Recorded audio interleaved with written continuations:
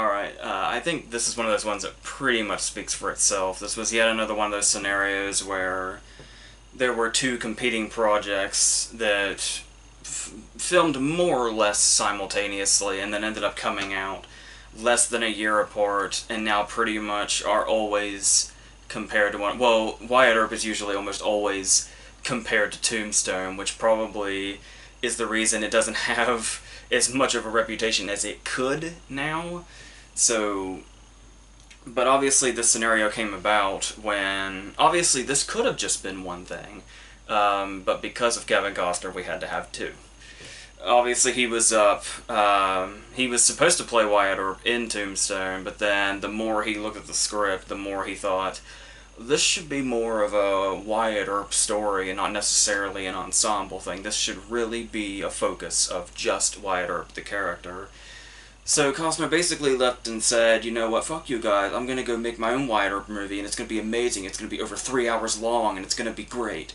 And so he went off and did his thing, but they were still gonna stick with Tombstone, and they got Kurt Russell to replace him. Which is really funny since they would go on later to play enemies in 3,000 Miles to Graceland, Costner and Russell. And the thing here is that he went and he got Lawrence Kasdan to do this movie, which is kind of, obviously to start off, I think this is going to be one of those ones where we actually kind of do the versus thing, and instead of me just going from one to the other, it's just going to be a back and forth, talking about one and the other, and how they compare in different senses, so... I think that's probably the best way to approach this. I also could have obviously looked into Gunfight at the OK Corral, which is pretty much like a... well, these movies cover a lot of territory, probably much more so than here, despite the fact that this almost matches the length of Tombstone. But obviously these are much more comparable, especially with how close they came out, but also if there are a lot of similarities in this movie, you will also find them in that one for sure. So, starting off, as far as the Wyatt Earps go, I do think the interesting thing that the movies do, and they do this with Doc Holliday as well, is the portrayals of the characters in the movies, even though they're playing the same characters, and a lot of the same scenes happen, the characters are portrayed seemingly so differently. Because you have Costner, who's basically doing his stoic Costner thing. I know Costner gets a lot of hate. People tend to think that he's boring, and I do understand that, but I do think Costner has a specific style that's kind of, you either like it or you don't, and I don't know if it was because of my dad. I was pretty much raised to love Kevin Costner, and that's just kind of stuck. But I very much appreciate a lot of his performances, including this one. But I do understand that not just if you're not a fan of Costner and you kind of see him as always doing the same thing, you will find it as boring, but not just that, but also when you compare it to the stuff Russell's doing. Where, while I do get where the love for Russell lies, because when you do look at Costner, while there is, it's a consistent performance, and it does have those big moments occasionally. Like the big moment, this is one of those movies that is so long. This is from back in the day where they had these two-sided DVDs where you actually, about an hour and a half in, have to flip it over to finish it. Kind of like the double VHSs.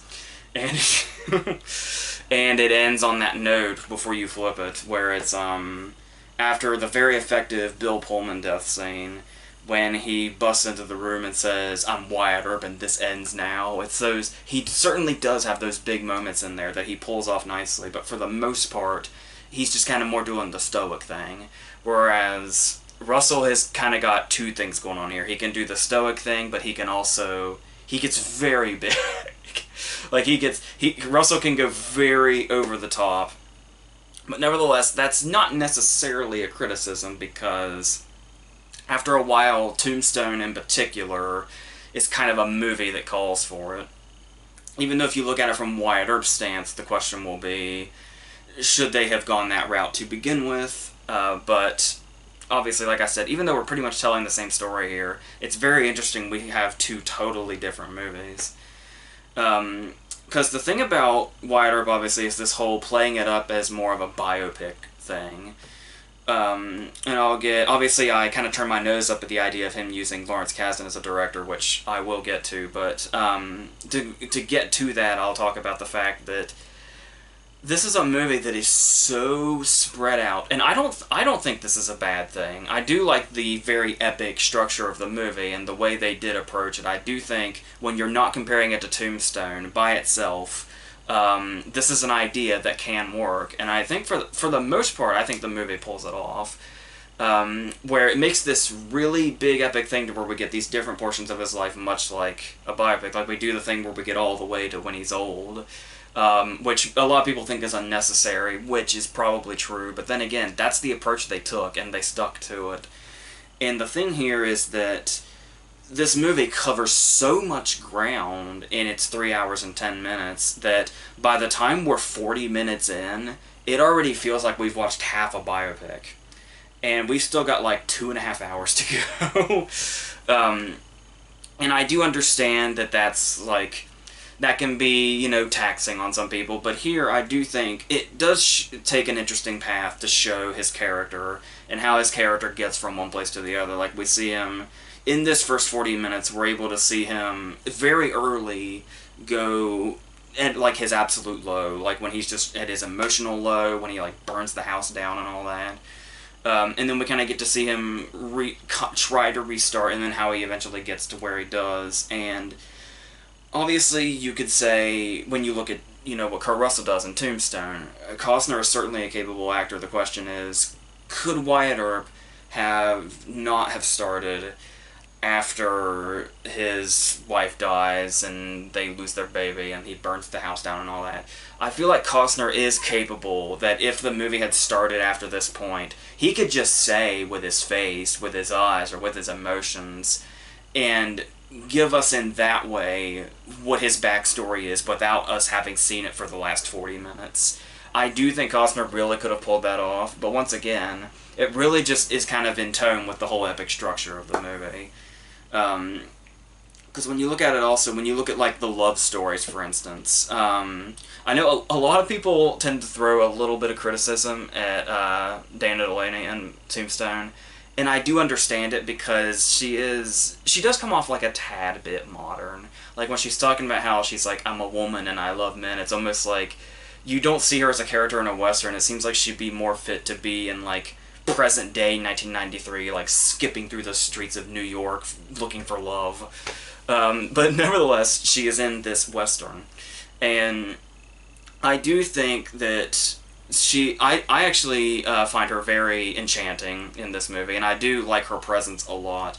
But I do think when you look at it, and then you look at Wyatt Earp, the thing is that in Tombstone, the love story does kind of feel like one of those interjected love stories that feels like it's just kind of taking away from other things we could be seeing, and it feels like it's kind of like an interruption in the middle of the movie or whenever that story comes in. Whereas in Wyatt Earp, the romance actually feels in line with just the whole feel of it, because Wyatt Earp takes on so many different personalities throughout it because it has so much ground to cover. There's going to be large portions of the movie that feel like a romance movie, not just these little snippets that seem to be interrupting. There is the whole portion at the beginning with his first wife where we feel like we're watching a romance movie, and then later on when another romance blossoms, it feels like we're back in a romance movie. It doesn't feel like something that's breaking through that shouldn't be, or something that could have been cut. It feels like it's a part of the whole deal. So that's a part in particular where I think Wyatt Earp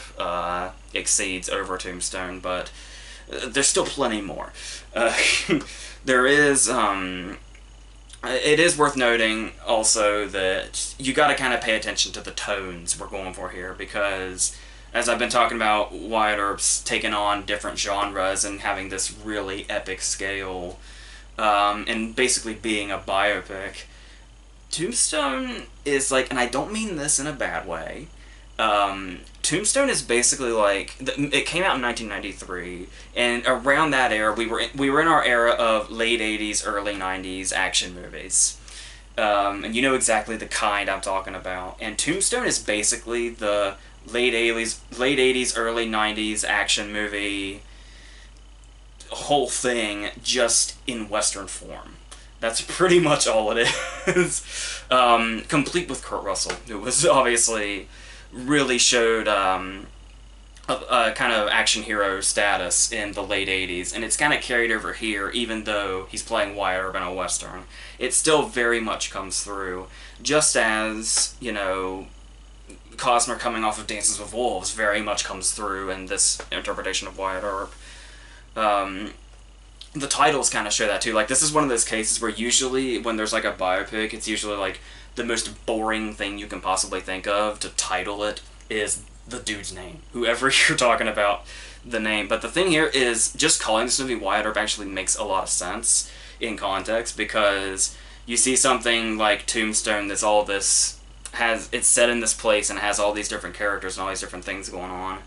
And while Wyatt Earp does have a lot of different things going on, like Costner wanted, it is strictly a Wyatt Earp movie. So the title actually fits and basically tells you, really, there's not a whole lot else you can expect going into this. A movie called Wyatt Earp is going to be about strictly Wyatt Earp. But the thing that I feel like really makes Wyatt Earp fall behind is this. While I really can't fault it because they made the movie they wanted to make, which was a strictly Wyatt Earp movie. The thing that really makes Tombstone shine in ways that Wyatt Earp doesn't is just how much it relishes in all its different characters. And that's the thing that blows my mind about the choice of Lawrence Kasdan. It makes sense, obviously, to an extent, because he also made Silverado, which was another Western with Costner. That part makes sense. The thing that doesn't make sense is, you'll notice, number one, Silverado had a lot of characters in it, and number two, Costner's whole idea here was, Tombstone's much of an ensemble, we need a just Wyatt Earp movie. But that's the thing, is ensembles are Lawrence Kasdan's thing, because he did The Big Chill, which is all about its ensemble and characters. He did Grand Canyon, which is one of those movies with all these different characters doing all these different things that somehow collide. There is I Love You to Death, a movie that's really just all about showing off the different weird-ass characters it's got going on, which is a really great and really funny movie. So, you take a dude that is an expert in ensemble movies for a movie that you do not want, you specifically made because you didn't want an ensemble. It's a little weird when you know Kasdan's filmography. And another way that comes through is that the action isn't necessarily well handled.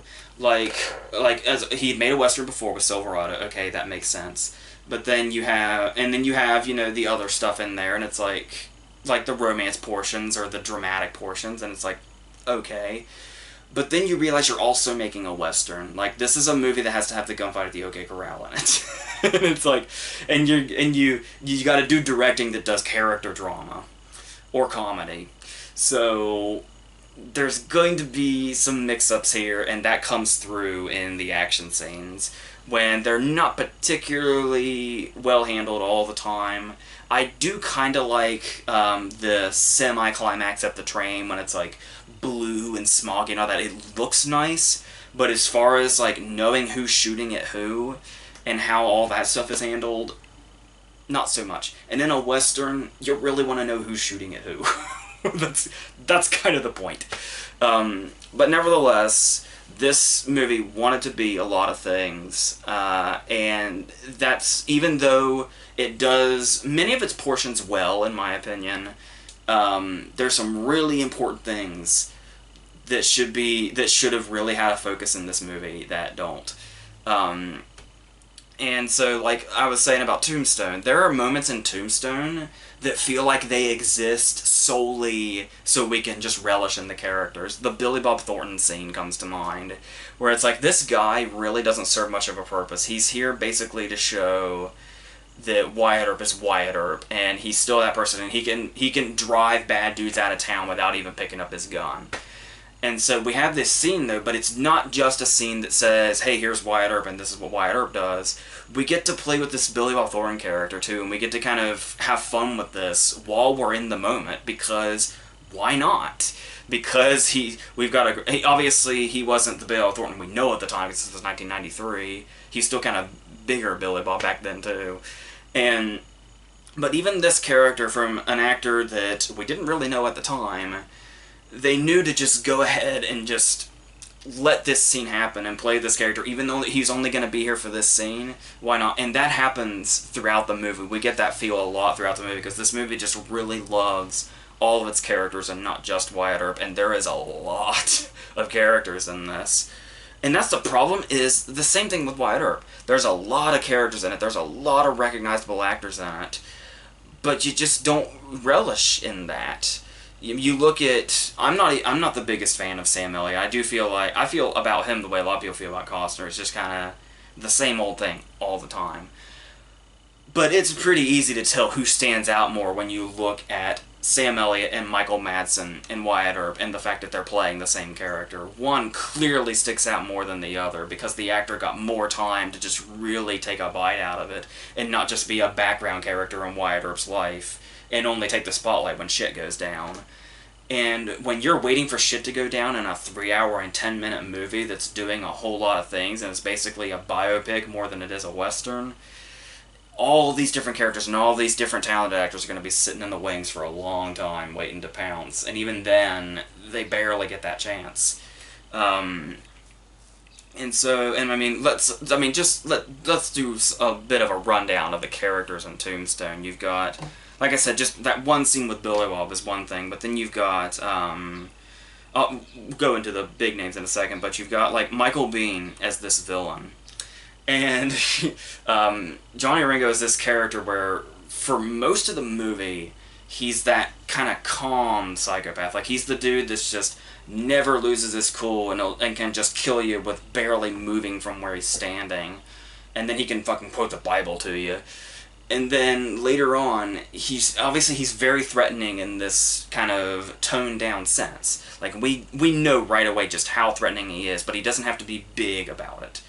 But then there's that scene in the middle when he basically gets in a dick measuring contest with Doc Holliday. And Doc's response is not to engage with him in this dick measuring contest, but to mock him. And he basically gets laughed out of the room. But even and you'd think in this moment Johnny Ringo would be knocked down a peg, and he wouldn't be the threat that he once was now, because he's been knocked down by Doc making fun of him, basically. But no, he comes back, and he's much more over the top now. The whole, I've come back for I'm gonna come after your blood and your souls and all that, and like his hair is all askew now, and it's like he's not the stoic dude he was before he got, his ass handed to him without even getting into a fight. And he's still able to carry that threatening nature, even after we've seen him basically owned by Doc Holliday. And I really like that he was able to not lose that. And then we get to, there's Bill Paxton, obviously, who's much more effective. I know the actor that plays Morgan in Wyatt Earp. I can't tell you his name off the top of my head. I can't tell you off the top of my head much of what he does in the movie. But Bill Paxton obviously is very memorable, has some very memorable line deliveries. The I can't see a damn thing line is all. That's the thing too, is they get to relish in their dialogue too. Because obviously Tombstone is a movie that is remembered a lot for its great lines, but at the same time you do think about the fact that it's a movie that more so excels in great lines than much of anything else as far as the writing goes, because there's also, like, you think about the great lines and all the memorable lines, and then you look at the scene towards the beginning when all the characters are kind of converged, just conveniently in the same place, where they're literally just standing there like, oh, hey, sheriff, and he just appears. And then this whole scene is just them saying each other's names to each other. In scenes like that, not so much. It's the individual lines itself that make the writing stand out in this movie. But to go on some more, you've got not just even the big characters, you've got the small characters like Billy Zane, where Billy Zane steps off this carriage, and he looks like this low-rent Disney prince. And he's only here for like 2 or 3 moments, and he's usually in the background of like the theater scenes or whatever. But then when he turns up dead later, it's like this legitimately tragic moment. That scene owes a lot to Dana Delaney as well. But this moment where he's like, she explains that he was like, he tried to bring the good to this ugly world. and he died for it, and it just makes him this really tragic character, even though we barely saw him, and his presence alone is almost laughable just because of the way he carries himself. And then we've got some of our villains, like Stephen Lang as Ike Clayton, where, once again, I love the choice of Jeff Fahey and Wyatt Earp as this character, but the trouble is you look at Stephen Lang in this, and the way he just got to be, like really down and dirty, like, literally, he just looks fucking filthy the whole movie, and just really brings, I love that scene with him and the bartender before Virgil knocks him out, where he comes off really antagonistic, because then he seems like, once again, very much a background character, and that threat really doesn't quite come through, which is in no fault of Jeff Fahey whatsoever. He does what he can with the very little time he has to in an over 3-hour movie. And Stephen Lang gets these really great moments within it. And then there's stuff like, there's Powers Booth, obviously, who pretty much in this is our main villain, who once again is very much thrown to the side in Wyatt Earp. I think he was pretty beefed up for Tombstone, I'm guessing, because they found him to be a more kind of engaging villain than Stephen Lang's character, but here, and he does get to be, like, he's that fireball loose cannon that's always shows up in the Western. He's got the devilish facial hair. There's that moment when they're watching the production, the Faust production, and he basically leans over to John Corbett, and he's like, and if I was face to face with the devil, I'd just kick his ass, or whatever he says. But the thing about this character is that any other character saying that, you would just think, well, he's showing off because he's around his boys, he's around the dudes that follow him. But when you hear Powers Booth say this line, you think, I'll bet this guy genuinely thinks he could kick the devil's ass. Like, I feel like he really means that. And it wasn't just some throwaway thing to get his guys to laugh. It was an actual, this is a character that truly believes he could do that. And to have this guy running around through the movie just firing aimlessly at people is a really major threat that we really feel throughout the movie. And is one of those real Western villains that you want to have, because the Western is really, really brought to life by its villain, and Powers Booth just really accomplishes that here, as do Michael Biehn and Stephen Lang for sure. Throw Thomas Hayden Church in there too. The scene where he's talking music with Kilmer is a really good moment for him. I would have liked to have seen more of him, but then again, we know that he can't last long, especially since the OK Corral fight is in the middle of the movie. For both of these. And yeah, that's a thing too, is I do feel like these movies, I do understand that I understand the approach of doing the gunfight at the OK Corral, but also having the aftermath be just as big of a part of the movie. But I do feel like both these movies kind of fall short when it comes to the actual gunfight, strictly because of how I don't mind that it's not the climax. What I do mind is the fact that it doesn't seem as big of a moment in either movie as it should. Particularly in Tombstone, I think Tombstone's main problem was that the build-up to it is a lot more effective than the fight itself.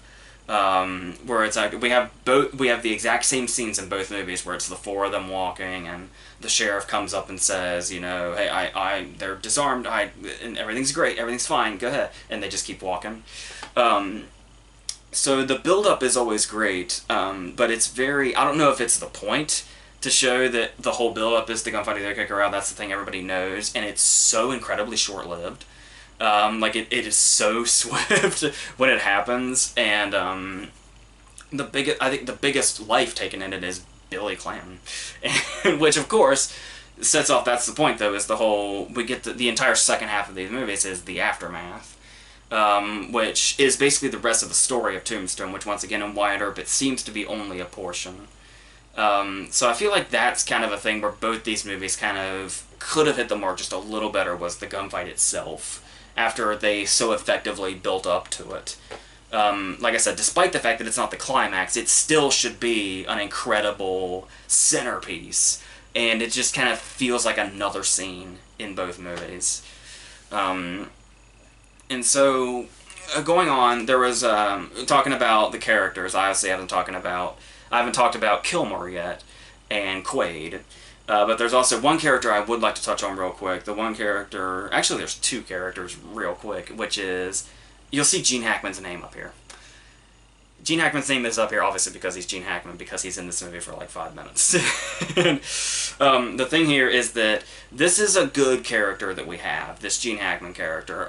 Like, one of the most effective moments in Wyatt Earp is one of the very first scenes.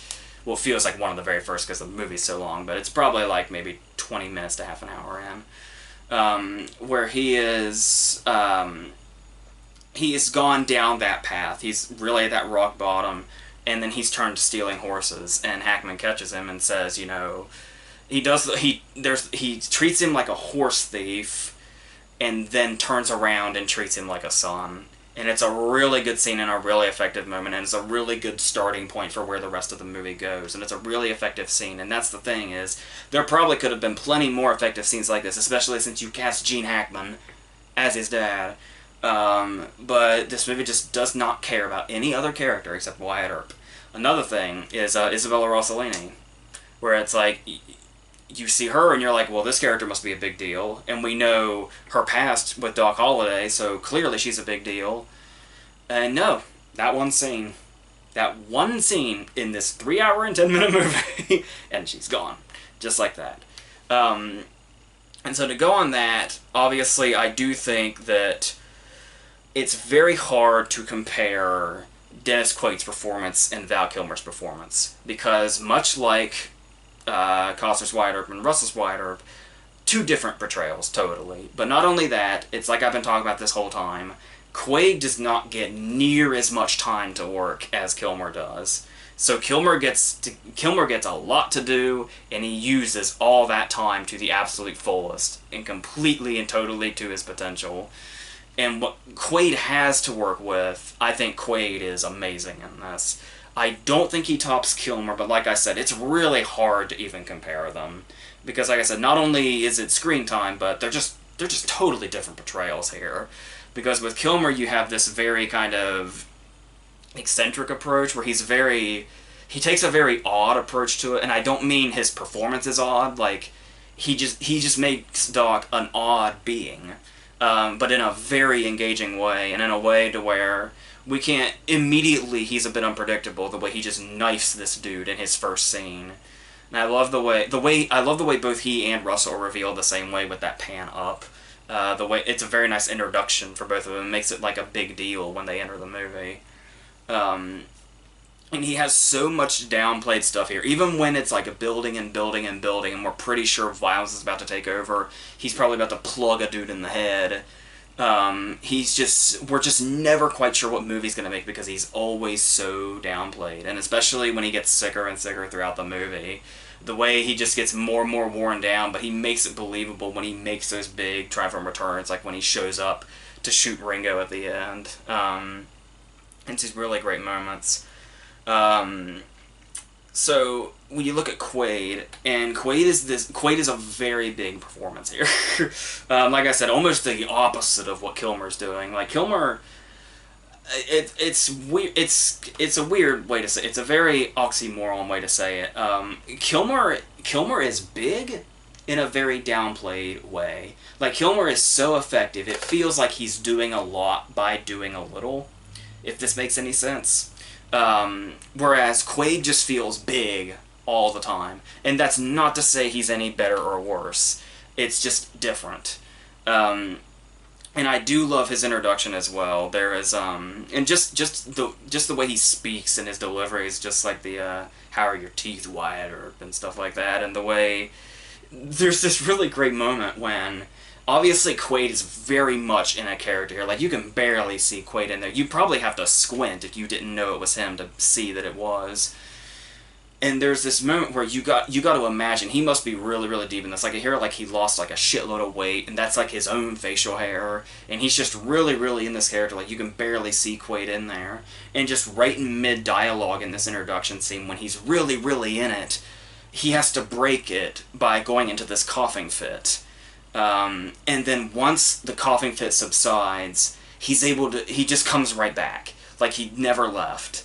And I always thought that was a really kind of impressive moment where we had to watch him kind of break what that vibe he was in to go into this coughing fit, and then he can just come right back into it, and the character is still right here where we left him, and Dennis Quaid the person never comes through in this moment, when it very easily could have been a moment where his stride broke a little bit, but he was able to take that moment and then bring it right back, and I always love that. Then there's just stuff that's really just brings out the character without him having to do anything, like the moment when like the gunfight's happening and a chandelier falls and like everything's happening around him. He's just sitting in a table in the middle of the room not moving. Where it's like just nothing phases him. So yeah, very much I feel like I feel like both Costner and Quaid kind of get kind of unfair ends of the deal here, because obviously their movie came after, and Tombstone does everything in such a big way. And like I said, Wyatt Earp does too. It's not only is it just big in general, but stuff like Quaid's performance obviously goes much bigger than, say, Kilmer's. They all have their moments where they go big and the moment they go small, and a lot of the time it's not the same moments.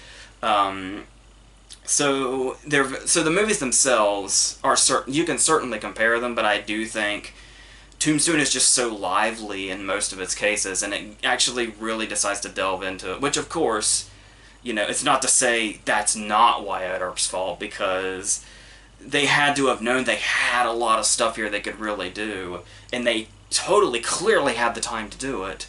But it just felt like a lot of the time taking the approach they wanted. I do feel like that they just had a lot of opportunities missed going on the path they wanted to go on without trying to do any detours, without trying to seemingly want to explore other territories while they were here. There is a version that's 20 minutes longer.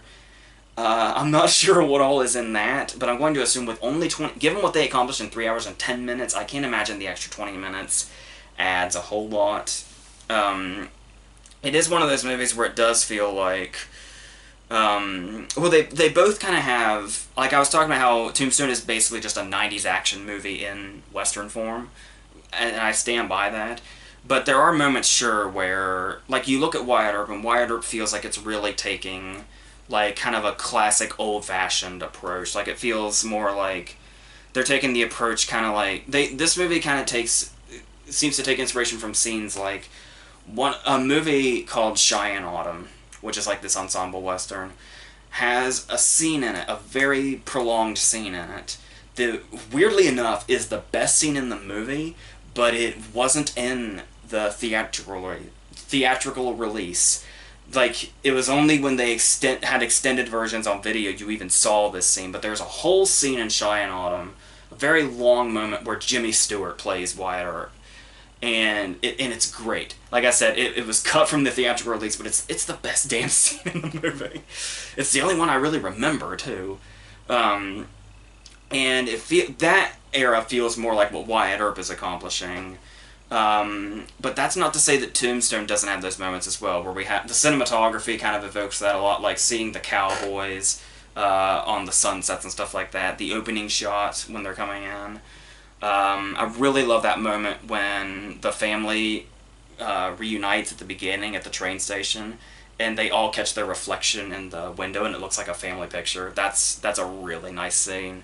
And then there's that opening, it's obviously in the closing as well, but in the opening we have Robert Mitchum narrating, and it has this when we see like the footage and that, it has this the start of it feels very much like the start of Butch and Sundance. So it also has its own old-fashioned feel, but for the most part also very much kind of feels like of its 90s era, which once again is not a bad thing, because they do capture the Western era very well, just while doing that at the same time. And Wyatt Earp, I do think, for the most part, does accomplish what it set out to. It's just a matter of whether or not it makes an engaging movie, and it may certainly not be as engaging as Tombstone is, because Tombstone just has this endless entertainment value. Even though they do both have... Even though Wyatt Earp is literally 1 hour longer than Tombstone. But I do feel like both of them kind of do reach... Obviously Wyatt Earp was going to, it was inevitable. But I feel like Tombstone's kind of guilty of this too. It does reach those moments where you do kind of wonder where the end is. Where it does... Well, Tombstone certainly is engaging, and even though the scenes that do end up coming are still engaging. It's the way we kind of go from one scene to the other where it's kind of... Because when you look at Wyatt Earp, obviously, there will be a moment, like, shortly after the gunfight at the OK Corral, we're pretty tired, and there's still so much to go. There's probably, like, over an hour. And by this point, we are tired, and it's kind of like... It does things that just screws itself over even more after we're tired, because after it keeps going, we do get these moments that, for the most part, like, half work and half don't, like the train station. But then you have stuff like, just when you think the movie's going to end, we get a 17-year gap. A jump in 17 years, just so we can see him older, because biopics. And even then, we still have to get the text that says, oh, by the way, here's all the stuff you didn't see. These characters that you got to know, well, they died, by the way. We're not going to show you that because this is a Wyatt Earp movie. So, it's kind of like the same thing that happens to Ike in Tombstone. Like, I know it would have been anticlimactic to show it, but it's like, number one, maybe they could have rewritten history just a little bit, just to have a little fun with it, because, like, they played with the whole... There's all those theories surrounding Johnny Ringo's death, so it's like, I'll do it with Doc Holliday, why not? But it just seems like, so we built up his character so much as this big villain, and we've been going and going, and it's like, oh, by the way, he died in a robbery. The end. And the thing here is that, well, yeah, going on that 17-year jump we get in Wyatt Earp, after we've already jumped ahead 17 years, and you're like, oh, okay, how much more could this possibly have left? We just jump right back to a flashback with the mob. And it's like, okay, guys, you've really worn out your welcome now. And with Tombstone, it's kind of like, I struggle to say that we have too many antagonists, because I love the characters so much, and it's so cool to see them, but it's like, we have the gunfight at the OK Corral where Billy dies, and then we have Ike to deal with, and then we have the big moment at the train station, and it's like, you know, Ike, I'm gonna fuck your shit up, get out of here. And so Ike leaves, and it's like, okay, that's been dealt with, but then you're like, oh, well, we still have Powers Booth. And then the no scene happens, and it's like, it does, this is around the time, around Paxton's death is where the movie starts to get really big, cheesy moments where you know it's kind of got a 90s action movie in it. There's, like, the slow-mo when Paxton gets shot, I think is overkill, even though the scene is a big deal. And then the no thing is very cheesy, but at the same time, Kurt Russell can pull that off. So, that kind of makes up for it. But, and then once he has killed Powers Booth, you're like, okay, that was definitely the climax. And then you remember, oh shit, Johnny Ringo's still running around. And then fucking Ringo dies, and then still, we've got about 15 minutes left. And then it's like, okay, so I get what you're doing, and I know you got a lot of characters to tie up here, but the movie feels very, very long. And even being an hour shorter than Wyatt Earp. That's an entire hour. It is literally 3 hours and 10 minutes, 2 hours and 10 minutes. Exactly an hour in difference. Tombstone does start to feel very, very long after all that fact. Even though, like I said, though, it kind of makes up for it, because even though you think it's over and then Powers Booth shows up, you're like, oh yeah, and that's still a good scene. And then you're like, oh, well, Ringo's still running around. That's still a good scene that we have after that. And then Kilmer's big moment at the end. It all does pay off, but it does feel like we're starting to get dragged through the mud a little bit, and we gotta kind of... We want to pick up the pace just a little bit, because we're starting to feel like Wyatt Earp after a while.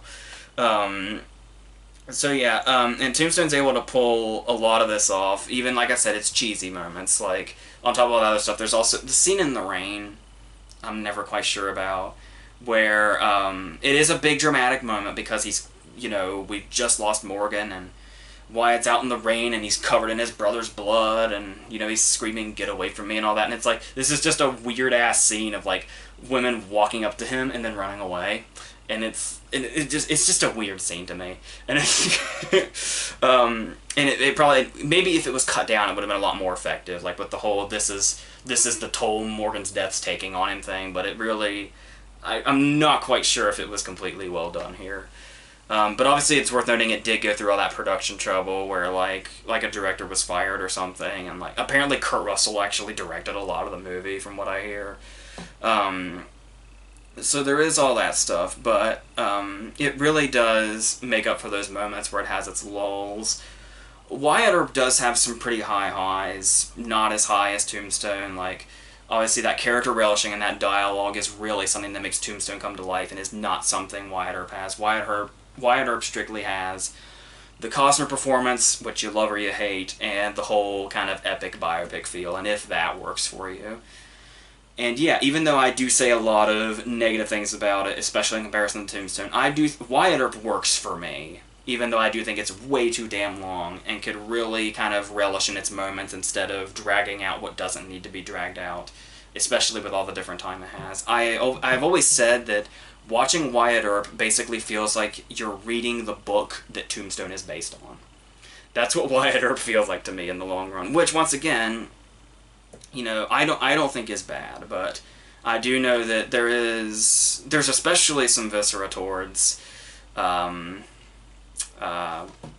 Earp when you have your Tombstone fans, because Tombstone fans are very passionate. So I do understand if they would absolutely hate Wyatt Earp, because all they're going to do is compare it to Tombstone. But so yeah, that's what I'd say here. I do think Tombstone's entertainment value is definitely much more through the roof than Wyatt Earp, but I absolutely respect Wyatt Earp for what it is, more so than I say get enjoyment out of watching it. But I don't think it's a poorly done movie. I do think Kasdan was a weird choice to direct it, but I think there's more right in Wyatt Earp than there is wrong. It's just a matter of how what is handled. But as a biopic, I do think about 85% of it works. When it's a Western, it has its moments, but as far as action goes, not so much. It's definitely more of a... Yeah, it's like if there was a random action scene in any other biopic. It would just really stand out and probably be really weirdly directed, so... unless you consider, Domino a biopic, but or something like that. So yes, that's what we have here. I actually have no idea what next week's is, but on Sunday, I sure hope Owen remembers this, on Sunday you're getting the reviews instead of Saturday, because I'm not seeing Logan Lucky until Saturday afternoon, so I probably won't have the video done until Saturday evening, because there's 7 movies on it, so we have that to look forward to, so I'll eventually figure out what the next one is, but in the meantime, that's it.